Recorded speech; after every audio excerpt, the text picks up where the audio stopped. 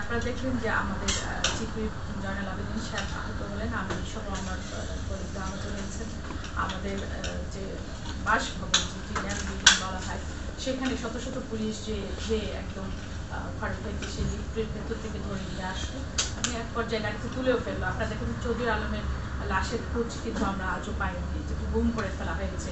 এবং আমরা ধারণা করছিলাম সেদিনও ফারুক ভাইকে এই সরকার হয়তো গুমই করে ফেলতো। আমি খুব চট জলদি যে যদি ভ্যানে উঠে না বসতাম তাহলে হয়তো ওনাকে নিয়ে যেত। তো ভাগ্যিস আল্লাহ রহমতে সেদিন খুব দ্রুত মাথায় আসলো যে আমি উঠে বসি, তাহলে অ্যাটলিস্ট কেউ একজন সাথে সাথে বাকিটা সবাই যাবে।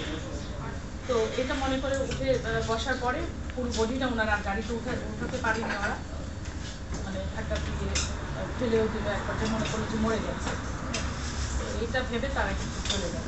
আসলে তো আল্লাহ রহমত ছিল যে ফারুক ভাই বেঁচে গেলেন এবং পরবর্তীতে আমরা তাকে হসপিটালাইজ করলাম। বর্তমানে তিনি আছেন, সেখানে চলছে, আমরা সেটা জানি।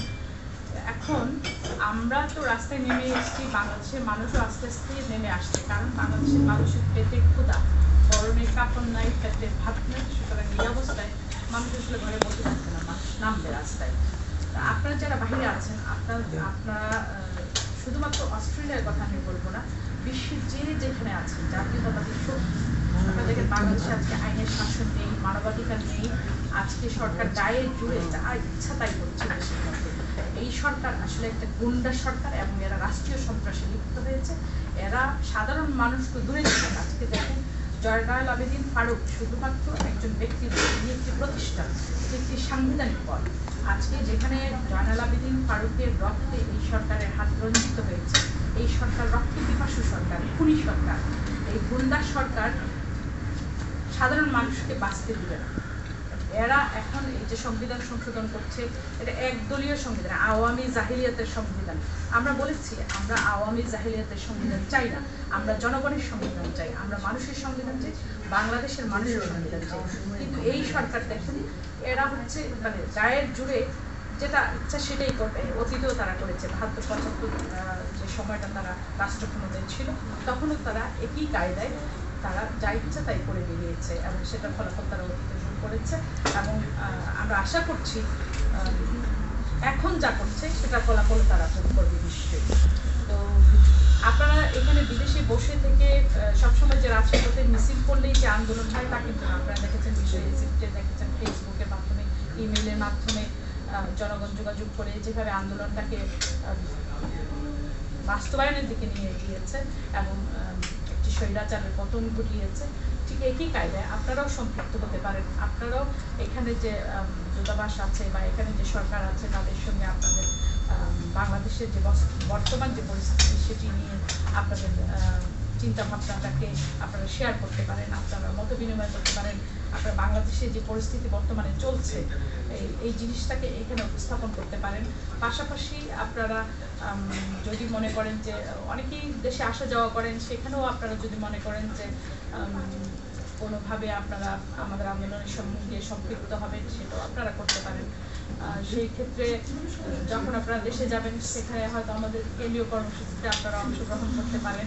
আপনাদের সবাইকে সেই কর্মসূচিতে অংশগ্রহণ করার জন্য আমি ব্যক্তিগতভাবে আপনাদেরকে আমন্ত্রণ জানিয়ে যাব। আসলে ঘরে বসে থাকার আর সময় নাই।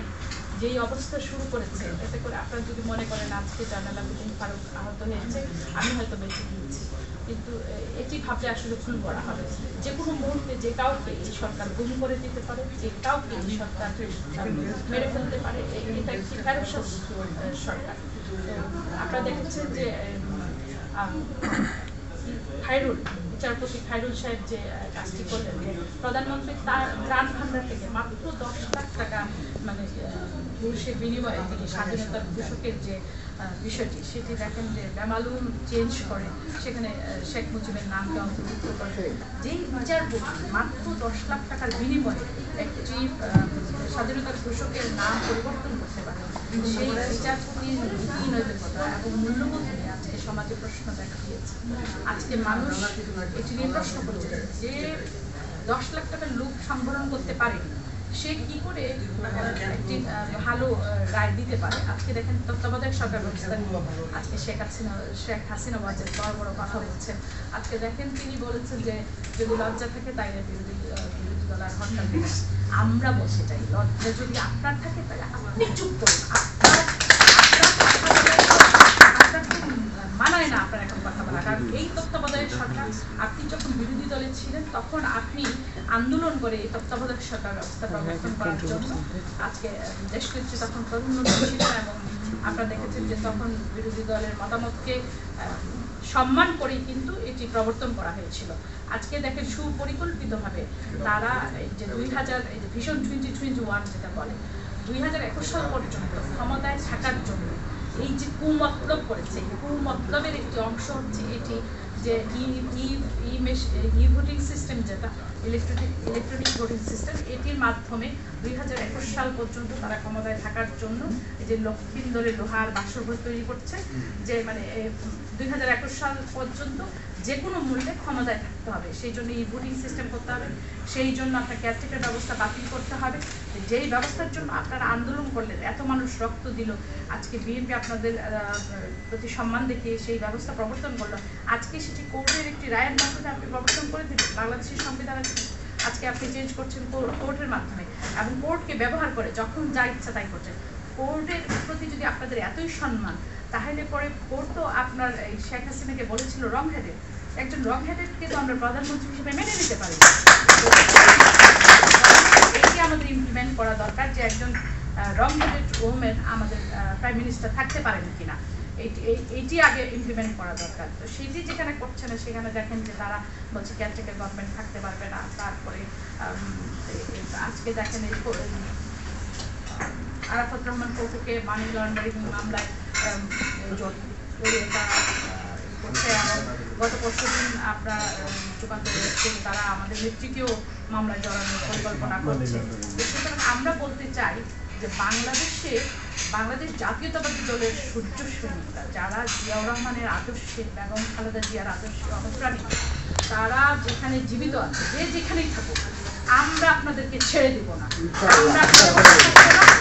আমরা রাস্তায় বেরিয়েছি এবং এই নব্য ফেরাউন, যারা অতীতেও এই ফেরাউনের ভূমিকায় অবতীর্ণ হয়েছিল, এদেরকে এই নব্য ফেরাউনদেরকে পতন ঘটিয়ে স্বাধীনতা ও সার্বভৌমত্বের প্রতীক বেগম খালেদা জিয়া, তার নেতৃত্বে একটি গণতান্ত্রিক সরকার, জনগণের সরকার বাংলাদেশে প্রতিষ্ঠা করে তবেই আমরা ঘরে ফিরব। আপনারা সেই পতনের যে সংগ্রামটা আমরা করবো, সেখানে আপনারা আপনাদের যে অবস্থানে আছেন সেখান থেকে আমাদের সঙ্গে থাকবেন তো? থাকবেন যে আপনারা দয়া করে, আপনাদের কাছে আরো একটু অনুরোধ আমার থাকবে, সেটি হচ্ছে আপনারা এমনিতে তো পরবাসে থাকেন, বিদেশে থাকেন, তারপরে হচ্ছে আপনাদের মধ্যে আমি পরস্পর শুনতে পেলাম যে কিছু কিছু লোকজন একটা স্ক্যাটার যে গ্রুপ থেকে এগুলি করার চেষ্টা করছে। এটি আসলে খুব দুঃখজনক, কারণ বাংলাদেশের বর্তমান পরিস্থিতি যেটা, সেটি হচ্ছে ম্যাডামকে ধ্বংস করে দেওয়া, জিয়া পরিবারকে